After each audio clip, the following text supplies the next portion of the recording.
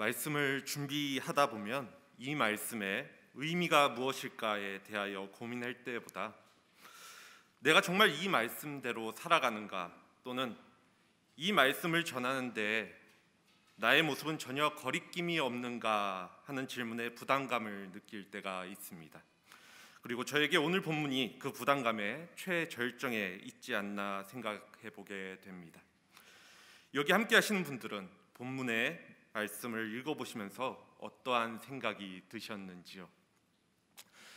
오늘 사랑하라 라는 말씀은 우리에게 너무나도 익숙한 말씀이면서 또 기독교 신앙과 윤리의 모범으로 여겨지는 말씀이지만 누구도 오늘 본문의 내용처럼 살아가기 쉽지 않은 것이 저를 포함한 현실의 우리의 모습은 아닐까 생각해 보게 됩니다.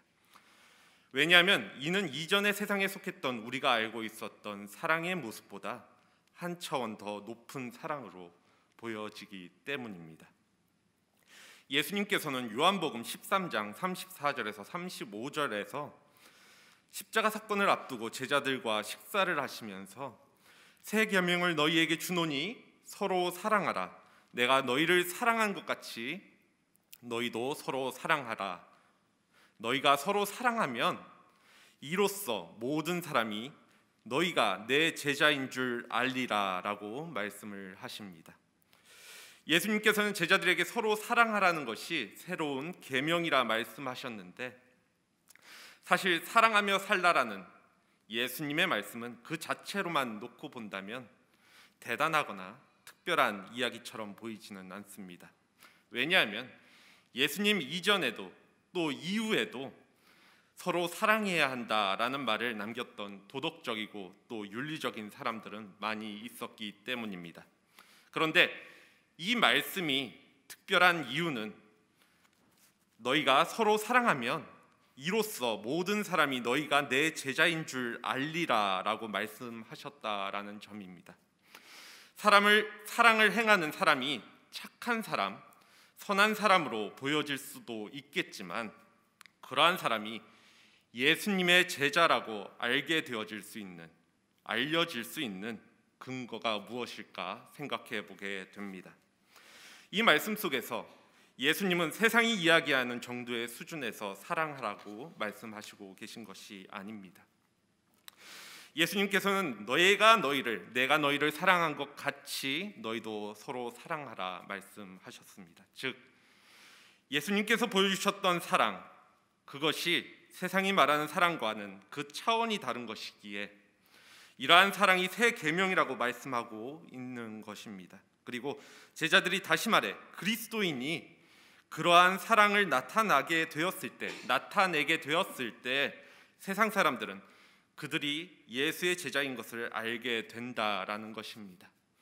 이는 세상 사람들이 말하는 사랑과 예수님이 말씀하신 사랑이 가지는 다른 점이 분명하게 있음을 의미합니다. 우리가 세상이 말하는 차원의 사랑이 아니라 예수님이 말씀하신 사랑의 차원으로 사랑을 하게 되면 그것이 예수의 제자, 즉 그리스도인이라는 특징이 되어진다라는 것입니다. 특징은 다른 사람들과 구별되는 무엇인가입니다. 예수님의 사랑이 그 전의 모든 사랑, 그 위의 모든 사랑과도 다르기에 그 사랑으로 사랑하면 세상에서 구별되어질 수밖에 없습니다. 오늘 본문 27절의 시작을 보시면 예수님은 그러나 너희 듣는 자에게 내가 이르노니 라고 말씀을 하십니다. 즉 오늘 본문의 말씀은 모든 사람이 다 들으라고 모든 사람들에게 하신 말씀이 아니라 특별히 제자들에게 하신 말씀입니다. 그러니까 예수를 믿는 그리스도인들과 또 교회를 향하여 하신 말씀인 것입니다. 그렇기에 오늘 이 시간 주신 본문을 통하여서 예수님이 말씀하시는 그리스도의 사랑이 세상이 말하고 있는 사랑과 어떠한 점에서 다른지 함께 또 살펴보고 나누어 볼 수 있는 시간 되어지길 원합니다. 먼저 사랑의 정의에 대해서 딱 잘라 말하기는 어렵겠지만 일반적으로 세상이 말하는 사랑이란 인간의 감정이나 또 정신을 주요 골자로 합니다. 어떠한 사람이나 존재를 열렬히 좋아하는 감정이나 또 애틋한 마음의 상태를 뜻한다는 것입니다. 그래서 사랑에 빠진다라는 표현도 그러한 의미를 담고 있습니다. 이러한 사랑은 뜨겁기도 하고 또 식기도 하는 사랑입니다. 남녀 관계를 떠나서도 사랑을 말함에 있어서 긍정적인 감정이 항상 동반되어져 갑니다. 수반되어져 가는 것입니다.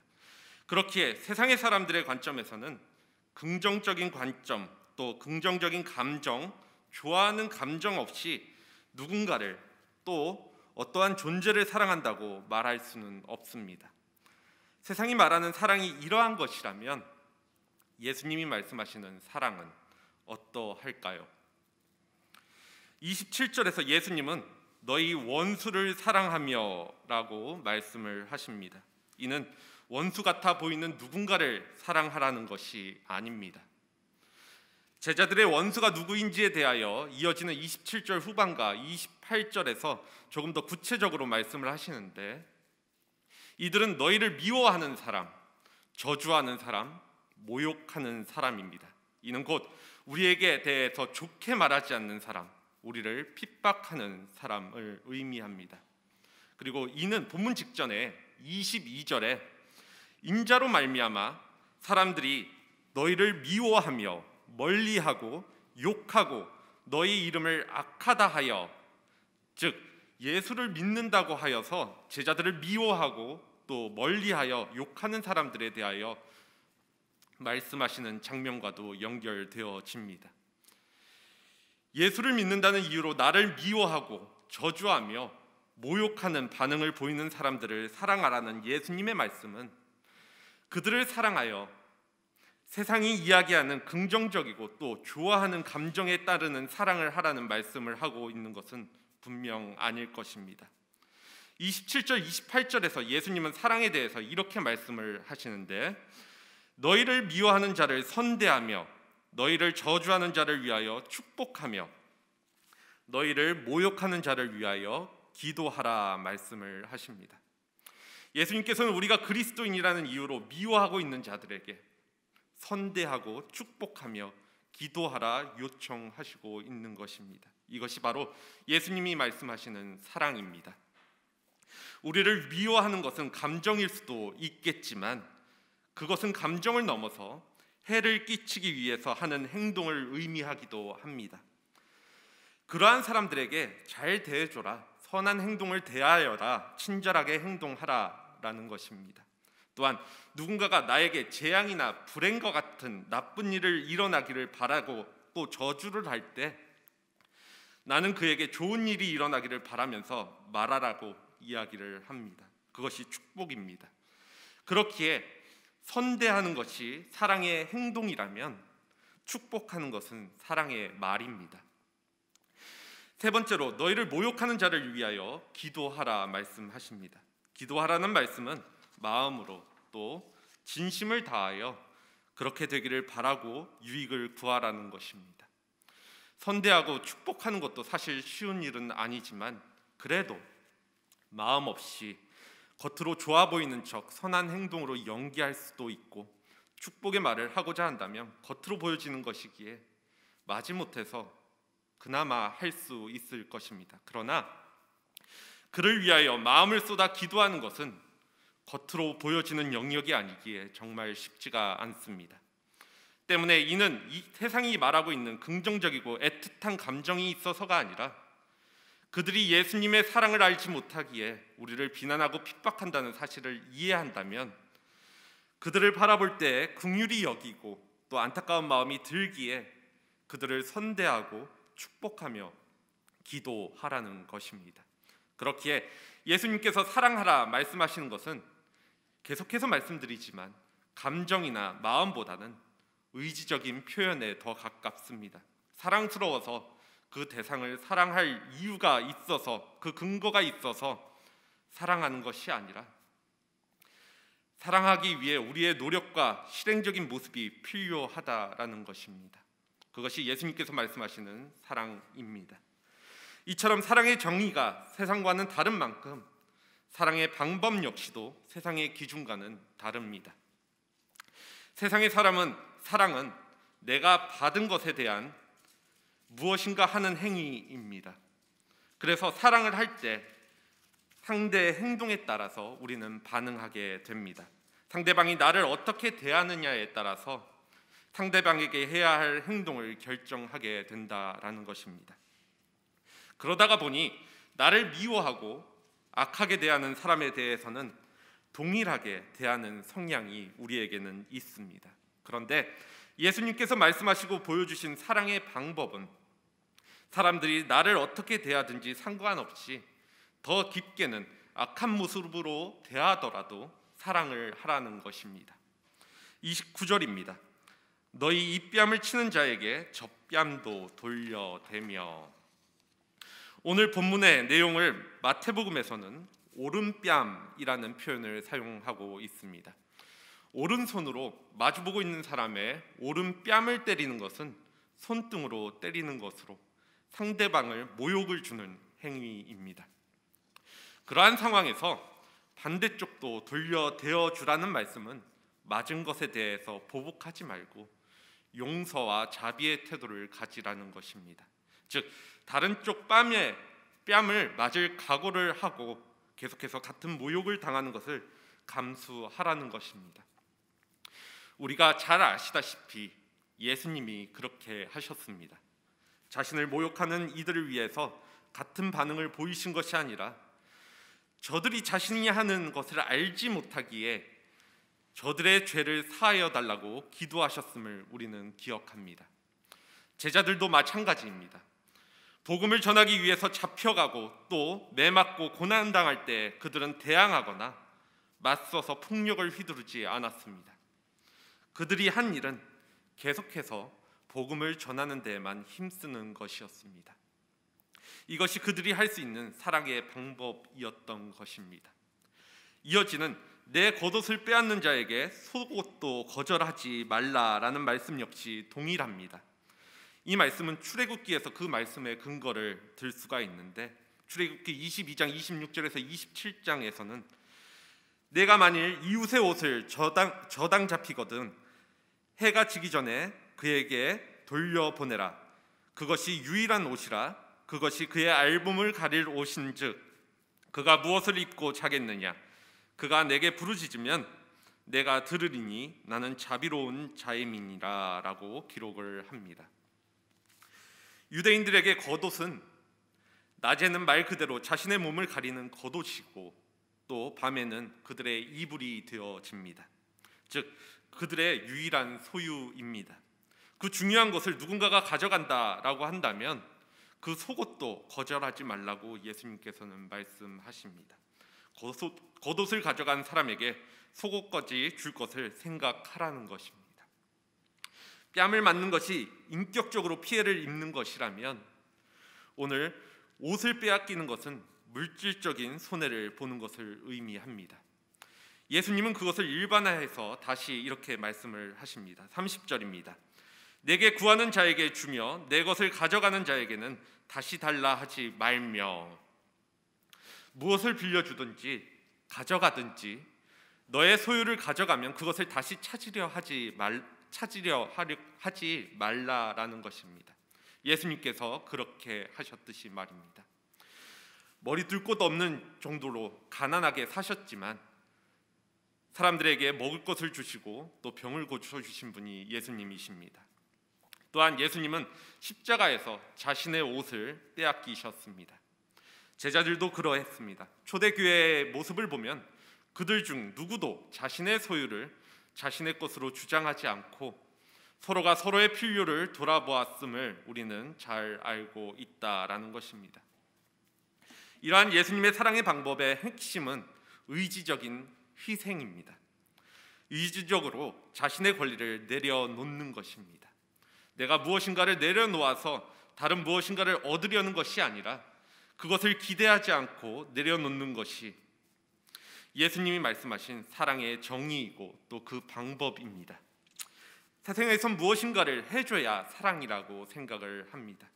그러나 예수님이 말씀하시는 근본적인 사랑의 방법은 상대를 위하여 나의 권리를 내려놓는 것, 희생하는 것입니다. 상대의 유익을 나보다 먼저 생각하는 것이 예수님이 말씀하시는 사랑의 방법입니다. 이것에 대하여 예수님께서는 한 번 더 포괄적으로 정리하시게 되는데, 오늘 본문 31절입니다.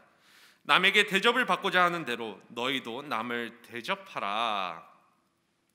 31절의 말씀은 사람들이 잘 알고 있는, 많이들 알고 있는 황금률입니다. 대부분 당시 철학자들도 비슷한 말들을 많이 하였는데, 재미있는 사실은 예수님은 긍정적으로 말하지만, 긍정형의 문장을 사용하여서 말하였지만, 다른 이들은 부정형을 사용하여서 말을 하고 있다라는 것입니다. 대부분의 철학자들이 주장하는 것은 너희가 당하고 싶지 않은 일을 다른 사람들에게 시키거나 하지 말아라 하는 주장입니다. 그런데 예수님께서 원하시는 것은 더 적극적이고 긍정적인 표현입니다. 대접을 받고자 하는 대로 너희도 남을 섬겨라, 대접하라는 것입니다. 이 두 가지는 비슷한 말이 아닌가 생각하실 수도 있겠지만 이것에서는 엄청난 차이가 있습니다. 너희가 당하고 싶지 않은 일을 다른 사람에게 시키거나 하지 말라라는 요청은 내가 받기 싫은 일만 다른 이들에게 하지 않으면 어떠한 것이든 상관없다, 괜찮다라는 이미지를 우리에게 주지만, 대접을 받고자 하는 대로 너희도 남을 대접하라라는 말씀은 그리스도인의 사랑은 반론의 여지 없이 반드시 이렇게 행해야만 한다라는 적극적인 당위성을 제시하고 있기 때문입니다. 여기 계신 분들은 상대로부터 어떠한 대접을 받고 싶으십니까? 예수님은 그 일을 상대에게 해주라고 말씀하십니다. 소극적으로 내가 싫어하는 일을 남에게 해주지 말라는 것이 아니라, 내가 무엇인가를 원한다면 상대에게 그것을 주라는 것입니다.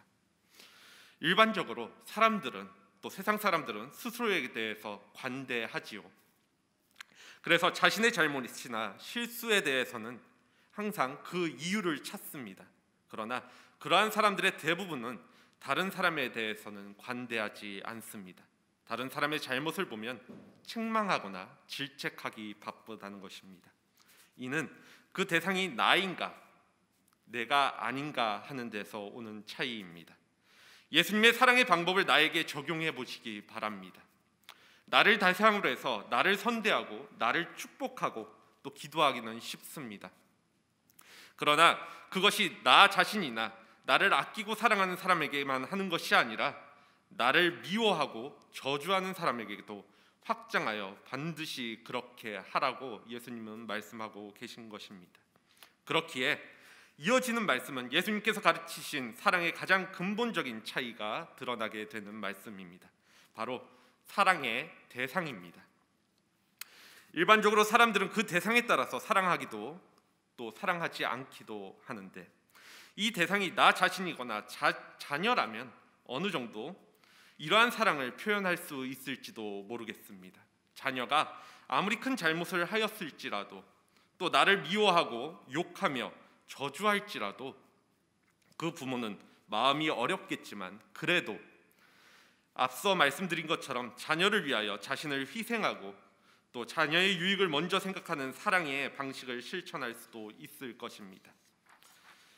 또 자녀가 아니라 할지라도 내가 정말로 사랑하는 사람이라면 이러한 사랑을 하려고 노력하는 모습을 보일 수도 있을 것입니다. 예수님께서 말씀하신 사랑의 대상이 이와 같이 내가 정말 극명하게 사랑하는 사람으로 국한되어진다면 세상의 사랑과 별 다를 것 없는 사랑이라고 말할 수 있을 것입니다. 그러나 예수님께서 말씀하신 사랑은 이러한 사람들에 대해서 국한되어 있지 않습니다. 본문 32절, 34절입니다. 너희가 만일 너희를 사랑하는 자만을 사랑하면 칭찬을 받을 것이 무엇이냐? 죄인들도 사랑하는 자는 사랑하느니라. 너희가 만일 선대하는 자만을 선대하면 칭찬받을 것이 무엇이냐? 죄인들도 이렇게 하느니라. 너희가 받기를 바라고 사람들에게 꾸어주면 칭찬받을 것이 무엇이냐? 죄인들도 그만큼 받고자 하여 죄인에게 구워 주느니라. 예수님은 분명 너희와 죄인을 구분하고 계십니다. 예수님의 그리스도인과 그렇지 않는 사람들을 구별하고 계신다는 사실입니다. 세상을 가리키는 죄인들은 초반에 언급드린 것처럼 자신을 사랑하는 이만을 사랑하게 되어집니다. 이처럼 나에게 잘해주는 사람에게 잘해주는 것은 어찌 보면 일반적인 사고방식 속에서 누구나 할 수 있는 일입니다. 이러한 기준에서 적당한 대가를 받고 빌려준 건 역시도 누구나 할 수 있는 일일 것입니다. 당시에도 서로에게 뭔가를 빌려줄 때에는 돌려받을 수 있다라는 확신이 있다든지 하는 그만한 이유가 있어야만 했습니다. 그러나 예수님은 원수, 또 나를 저주하는 자, 모욕하는 자에게 너희의 사랑을 보이라고 하십니다. 왜냐하면 그리스도의 사랑의 대상에는 그들 역시도 포함되어지기 때문입니다. 분명 세상의 기준에서 나를 저주하고 모욕하는 원수는 나와는 대척점에 있고 싸워야 하는 대상이지 사랑의 대상은 아닐 것입니다. 그런데 예수님은 그 원수를 사랑의 대상이라고 말씀하고 계십니다. 유대인들은 이웃을 사랑하라는 율법을 잘 알고 있었던 사람들입니다. 그런데 그들의 이웃은 선택적이었습니다. 그들은 사랑할 이웃이 있고 사랑하지 말아야 할 대상이 있다라고 생각했다라는 것입니다. 누가복음 10장에 보면 한 율법 교사가 예수님께 어떻게 영생을 얻을 수 있습니까? 라고 물었을 때 예수님은 하나님을 사랑하고 내 이웃을 사랑하라고 말씀하십니다. 그러자 그가 내 이웃이 누구니까? 라고 다시 묻게 됩니다. 이 질문은 그의 입장에서 아주 적절한 질문이었습니다. 당연히 사랑할 사람이 있고 사랑하지 않을 사람이 있다라고 그들은 생각했기 때문입니다.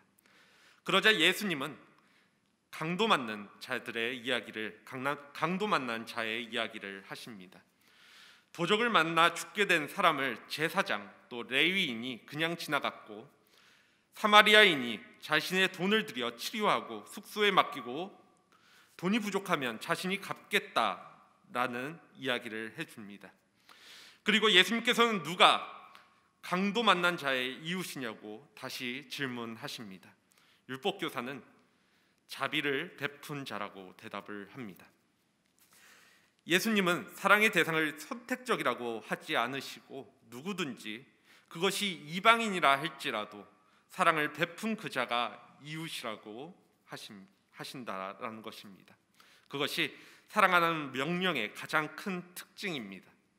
우리는 사랑할 수 있는 사람, 사랑스러운 사람, 나에게 잘해주는 사람, 유익을 주는 사람, 얻을 것이 있는 사람에게 사랑의 모습을 나타낼 수 있지만, 그러나 예수님은 이렇게 받은 사랑만큼 사랑하는 계산적인 사랑이나 받을 만한 사람에게 주는 사랑을 뛰어넘는 사랑을 하라고 말씀하고 계시다라는 것입니다. 만일 누가 여러분들을 미워하고 뺨을 치면, 또 욕을 한다면, 또 자신의 소유를 가져간다면 어떻게 하시겠습니까? 그대로 갚아주는 것이 자연스러운 반응일 수 있습니다. 그것이 세상이 가르치는 것이고 또 많은 사람들이 동의하는 것입니다.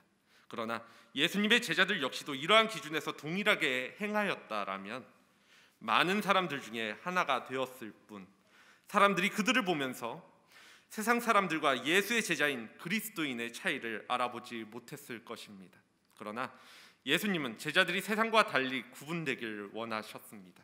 다시 말해 제자들이 죄인들과 다른 모습을 보이기를 원하셨다라는 것입니다. 오늘 본문 속에서 예수님께서는 3번이나 반복해서 죄인들도 그 정도는 하지 않느냐 말씀하시면서 너희들이 그렇게 하면 그들과 다를 것이 무엇이 있겠느냐 묻습니다. 예수님이 왜 이렇게 차원이 다른 사랑을 말씀하시고 계시는 것일까 생각해 보게 됩니다. 그 이유에 대해서 이어지는 35절, 36절에 등장하게 되는데 35절 전반부입니다. 오직 너희는 원수를 사랑하고 선대하며 아무것도 바라지 말고 꾸어주라.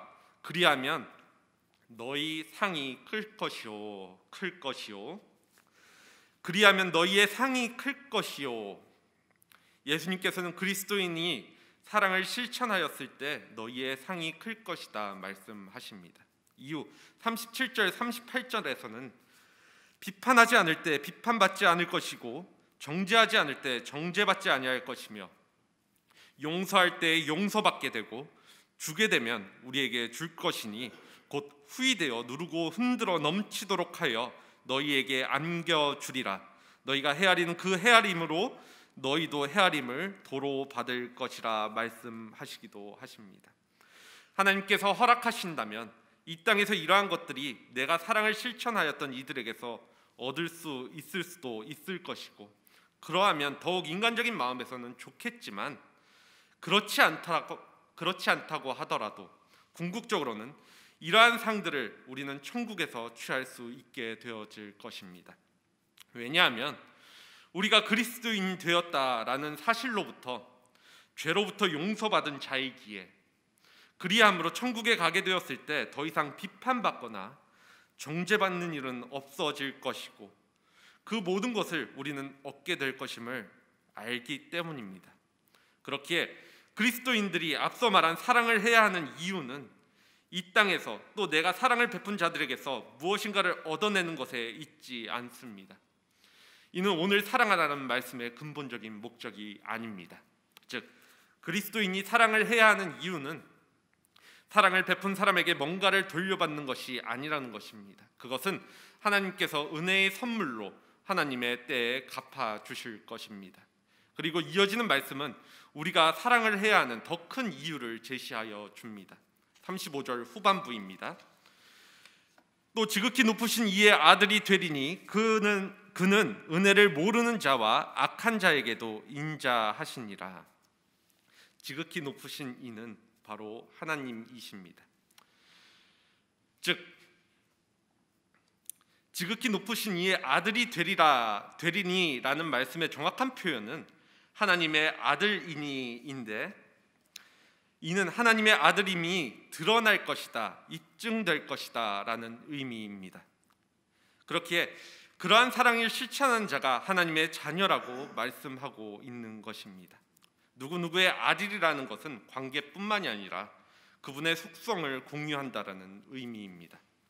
예수님께서는 그 은혜를 모르는 자와 악한 자에게도 인자하신 분으로 하나님의 속성을 오늘 소개하십니다. 기본적으로 하나님은 그분의 은혜를 아는 이나 또 모르는 이들에게 선하신 분, 또 인자하시고 은혜로우신 분이십니다. 그렇기에 지금도 하나님은 계속해서 이 땅에서 모든 사람들에게 은혜를 베풀고 계십니다. 잘 아시겠지만 하나님 없이 살 수 있는 사람은 어느 누구도 존재하지 않습니다. 단지 그것을 인정하는 사람이 있고 인정하지 않는 사람이 있을 뿐입니다. 물론 하나님을 인정하지 않는 사람들, 그 은혜를 모르고 감사치 않는 사람들에 대해서 하나님께서는 지금 당장 우리의 눈으로 확인할 수 있는 어떠한 벌을 내리시지는 않으십니다. 하나님을 믿는 자들에게 항상 그 즉시 좋은 것을 주시고 하나님을 부정하는 자들에게 항상 그때마다 나쁜 것을 주시지는 않는다는 것입니다. 왜냐하면 하나님은 오래 참으시고 인자하신 분이시기 때문입니다. 성경에도 이러한 예가 무수히 많이 등장합니다. 아담과 하와가 범죄하였을 때 하나님은 그들을 바로 죽이지 않으셨습니다. 소돔과 고모라를 심판하실 때에도 하나님은 롯과 그의 가족들을 구하십니다. 이스라엘이 계속해서 범죄하였을 때 하나님은 참으시고 또 신실하셨습니다. 우리는 내가 뭔가 잘한 것 같은데 그 대가가 돌아오지 않을 때 하나님께 불공평하다고 말하곤 합니다. 그런데 정말 하나님의 공의만을 주장하시고 하나님이 공의만을 주장하시고 공평하게 하신다라고 한다면 세상이 또 누구도 살아남을 수 없는 이 땅이 되어질 것입니다. 그렇기에 다시 한번 말씀드리지만 하나님께서는 오래 참으시고 또 기다리십니다. 그리고 하나님은 인자하시고 은혜로우시며 자비로우십니다. 이러한 하나님의 우리에 대한 사랑과 은혜의 절정은 하나님의 아들을 구세주로 이 땅에 보내주신 것입니다. 그리고 하나님은 여전히 이 땅의 사람들을 돌아올 수 있는 이 땅의 사람들이 돌아올 수 있는 길을 열어두고 계십니다. 이 사실을 깨닫고 있기에 우리는 하나님이 우리에게 베푸신 은혜와 사랑에 감사하지 않을 수 없습니다. 반면에 세상이 하나님을 찬양하지 않고 또 감사하지 못하는 이유는 그들 스스로를 높게 평가하고 있기 때문입니다. 하나님의 은혜로 살아가면서 하나님에게 감사하지 않고 오히려 대적하는 모습입니다. 하지만 이 세상에 하나님이 없다라고 부정하고 또는 그 존재에 대해서 대적하는 사람들에게도 하나님께서는 은혜를 베푸십니다. 하나님께서는 무엇이 아쉬워서 그러시는 것이 아닙니다. 그것은 그분은 완전하신 분이시지만 그럼에도 우리에게 은혜를 베푸시는 것이 하나님의 자비하심이기 때문입니다. 그리스도인들은 그러한 하나님의 은혜와 사랑을 조금 더 먼저 잊고 깨닫게 된 자들입니다. 그렇다면 그 하나님의 용서가 어떠한 것인지를 생각해 보시기 바랍니다. 그리고 우리가 받은 그 은혜가 어떠한 은혜인지 하나님께서 그것을 보내주시기 위해서 그것을 주시기 위해서 지불하신 희생이 무엇인지를 다시 한번 생각해 보시기 바랍니다. 그렇기에 예수님은 36절에 너희 아버지의 자비로우심 같이 너희도 자비로운 자가 되라 라고 말씀하고 계신 것입니다. 이 말씀은 제자들과 그리스도인들이 차원이 다른 수준의 사랑을 해야 하는 바로 그 근본적인 이유입니다. 아버지가 자비로운 분이시고 그 자비가 우리가 하나님의 자녀가 되어 그 자비로 우리가 하나님의 자녀가 되었기 때문입니다. 그러므로 그 사랑을 알기에 우리 역시도 그 사랑을 행하여 보이라는 것입니다. 예수님께서 이 땅에서 그 사랑의 본을 보이심으로 하나님이 어떠한 분이신지를 드러내셨습니다. 그리고 예수님의 제자들이 또 사도들이 그렇게 했습니다. 그 사랑을 가르쳤고 그 사랑에 따라 살았고 그러므로 그들이 그분의 제자임이 또 하나님이 어떠한 분이신지가 이 땅에 드러나게 되었습니다. 우리 역시도 그러해야 합니다. 우리가 있는 곳에서 하나님의 자비하심을 드러낸다면 하나님의 사랑처럼 내가 사랑한다면 사람들이 그것을 보고 분명 세상과는 다르기에 이상하다고 생각하게 될 것입니다. 왜 저렇게까지 하는 것일까 하게 될 것입니다. 그들의 생각하는 사랑과 다르기 때문에 말입니다. 그렇게 해서 하나님의 우리의 삶에 드러나게 되고 높임을 받으시는 것입니다. 그것보다 우리의 더 큰 기쁨과 영광은 없을 것입니다. 오늘 예수님께서 가르치시고 또 보여주셨던 사랑은 세상이 말하는 사랑과 그 정의와 또 그 대상이 또 방법이 달랐기에 제자들에게 더욱 강렬하게 다가왔습니다. 베드로 전서를 통하여서 너희가 진리를 순종함으로 너희 영혼을 깨끗이 하며 거짓 없이 형제를 사랑하기에 이르렀으니 마음으로 뜨겁게 서로 사랑하라. 마지막으로 말하노니 너희가 다 마음을 같이하여 동정하며 형제를 사랑하며 불쌍히 여기며 겸손하며 악을 악으로 욕을 욕으로 갚지 말고 도리어 복을 빌라. 이를 위하여 너희가 부르심을 받았으니 이는 복을 이어받게 하려 하심이라. 만물의 마지막이 가까워 왔으니 그러므로 너희는 정신을 차리고 근신하여 기도하라. 무엇보다도 뜨겁게 서로 사랑할지니 사랑은 허다한 죄를 덮느니라 라고 이야기를 합니다. 또한 요한 1서를 통하여서도 사랑하는 자들아 우리가 서로 사랑하자. 사랑은 하나님께 속한 것이니 사랑하는 자마다 하나님으로부터 나서 하나님을 알고 사랑하지 아니하는 자는 하나님을 알지 못하나니 이는 하나님은 사랑이심이라 라고 기록을 합니다. 하나님을 사랑이라고 일컬어질 수 있었던 것은 하나님께서 누구를 대하든지 같은 사랑으로 대하셨기 때문에 하나님이 사랑이라고 하나님이 사랑이신 것이라고 확증되었던 것입니다. 우리가 사랑할 수 없는 원수마저도 사랑한다는 것은 우리가 세상과 다른 하나님의 자녀라는 또 그분을 닮아간다는 그리스도인이라는 증거가 되어질 것입니다. 말씀을 묵상하시면서 마음속에 끊임없이 이러한 생각이 들게 되었습니다.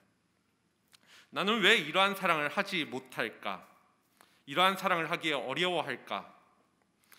이 질문에 대하여 제가 찾아낸 대답은 내가 이기적인 존재이기에 그러한 사랑을 하면 내가 손해볼 것 같고 또 그 손해를 보고 싶지 않기 때문에 그러한 사랑을 하지 못한다라는 것입니다. 그러나 우리가 사는 세상, 예수님이 말씀하신 사랑이 교회 안에 또 세상에 가득하다면 그러한 환경에서 예수님처럼 사랑하는 것은 어렵지 않습니다. 그것 때문에 내가 손해보는 것이 없기 때문입니다. 그러나 우리가 사는 세상이 그렇지가 않음을 우리는 잘 알고 있습니다. 세상은 죄로 물들어 있고 계속해서 그것을 향해 달려갑니다. 서로가 자신의 유익을 취하는 일에만 집중하고 있습니다. 서로가 손해를 보지 않고 다른 사람의 것을 취하려고 하는 세상이 지금의 시대입니다. 이러한 세상에서 예수님이 말씀하신 사랑의 삶을 살아가는 것은 이단아처럼 보이고 어렵고 힘든 일은 분명합니다. 그렇다고 우리가 예수님의 명령을 무시할 수는 없습니다. 예수님께서 우리에게 사랑하라 하신 것은 우리 스스로의 노력만 가지고서는 하기 어렵겠지만 하나님께서 그럴 만한 힘을 허락하시기 때문에 그나마 가능하여지게 되어지는 것입니다. 하나님의 사랑의 능력으로 우리가 다른 모든 이들을 사랑할 수 있게 되어질 것입니다. 말씀을 정리합니다. 세상에 사랑을 외치는 사람들이 많이 있지만 그 세상은, 지금의 이 세상은 사랑으로 행복해 하다기보다는 사회에 만연한 미움과 또 갈등으로 두려워하며 신음하고 있는 모습을 보게 됩니다.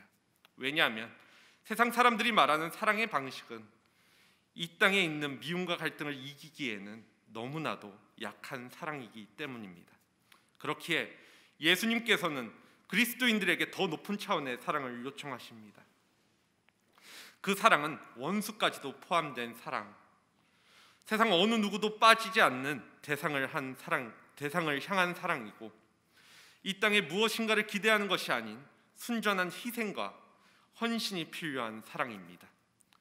또한 하나님의 속성을 내 삶에 드러내므로 하나님을 나타내는 사랑입니다. 오늘 말씀을 아직도 너무 높은 기준이기에 나는 감당할 수 없다라고 생각하시거나 현실적으로는 불가능한 사랑이라고 생각하시는 분 계실지도 모르겠습니다. 하지만 우리가 이러한 사랑을 할 수 있는 것은 이전에 내가 그러한 사랑을 받기 합당치도 못한 존재였기 때문입니다. 내가 하나님을 믿기 전까지 세상 사람들과 다름없는 원수와 같은 존재였습니다. 나를 기준으로 원수를 정한다면 우리는 현실에서 벗어날 수 없게 됩니다. 하지만 내가 과연 공정하게 원수를 규정할 수 있는지, 또 나는 누구에게도 원수가 되어 있지는 않은지 생각해 보시기 바랍니다. 더 나아가 내가 하나님께 얼마나 원수와 같은 존재였는지, 얼마나 몹쓸 짓을 서슴지 않았던 자였는지 돌아보시기 원합니다. 주님은 그 원수된 나를 사랑하셔서 예수 그리스도로 오시고 모든 것을 인내하시고 자비하심으로 원수를 원수로 갚지 않으셨습니다. 악을 악으로 갚지 않으시고 오히려 사랑하심으로 선으로 갚으셨습니다. 예수님이 그 행위로 갚아주시지 않고 오히려 사랑을 베푸셨다라는 진리가 우리에게 와닿기만 한다면 오늘 사랑하라는 말씀은 아마도 다르게 다가올 것입니다. 그리고 이러한 사랑을 행하게 될 때 세상 사람들이 우리를 보면서 그리스도인은 무엇인가 다름을 알아보게 될 것입니다. 주님이 보여주시고 말씀해 주신 세상과는 다른 사랑을 실현하면서 그렇게 행하여 나감으로써 우리 주님과 하나님을 이 땅에 드러낼 수 있는 한사랑교회 공동체 모두가 되어지기를 간절히 소원합니다. 이 시간 함께 기도하겠습니다.